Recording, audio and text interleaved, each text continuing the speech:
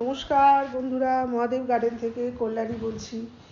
আপনারা কেমন আছেন? আশা করি ভালো আছেন। আমিও ভালো আছি।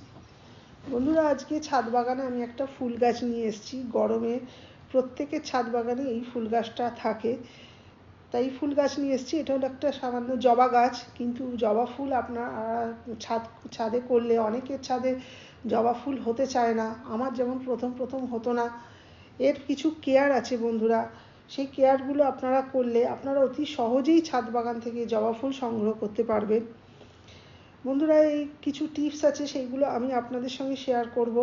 আপনারা সেইভাবে চলবেন, দেখবেন আপনারও ছাদ বাগান থেকে সুন্দর সুন্দর জবা ফুল কালেক্ট করতে পারবেন।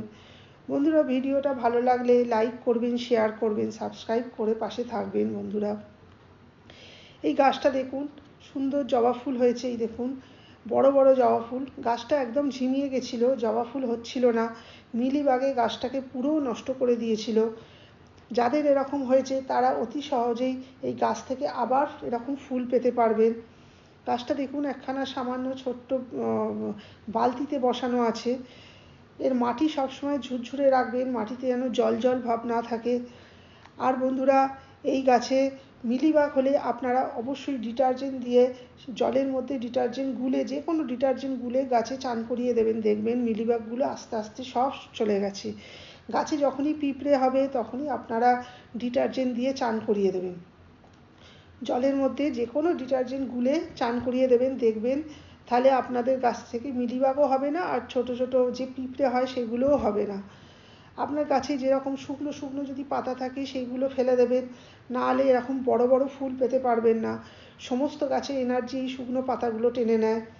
যখনই ডালগুলো শুকিয়ে যাবে আপনারা সেখান থেকে প্রুনিং করে দেবেন, তাহলে সেখান থেকে আবার নতুন নতুন পাতা হবে।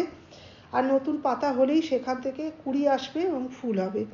এই দেখুন, আমার এই গাছে এইটুকুনি গাছে, এক হাতও গাছ নয়, এই গাছে এই দেখুন বড় বড় 3খানা জবা ফুল হয়েছে। এছাড়া পাশে কত কুঁড়ি হয়েছে। এই দেখুন, এখানে বড় ছোট মাঝারি কত রকম কুঁড়ি এসেছে। এগুলো প্রত্যেকটাই বড় বড় এরকম ফুল হবে। আপনারা এই গাছে এরকম বড় বড় ফুল পেতে হলে আপনাদের পটাশ সার অবশ্যই গাছের গোড়ায় দিতে হবে। সেটা যখন আপনারা খোল পচার জল দেবেন সপ্তাহে একদিন করে, তার সঙ্গে লাল পটাশ মিশিয়ে জলটা দেবেন।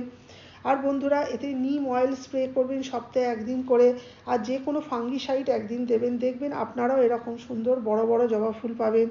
বন্ধুরা, ভিডিওটা ভালো লাগলে লাইক করবেন, শেয়ার করবেন, সাবস্ক্রাইব করে পাশে থাকবেন। অসংখ্য ধন্যবাদ বন্ধুরা।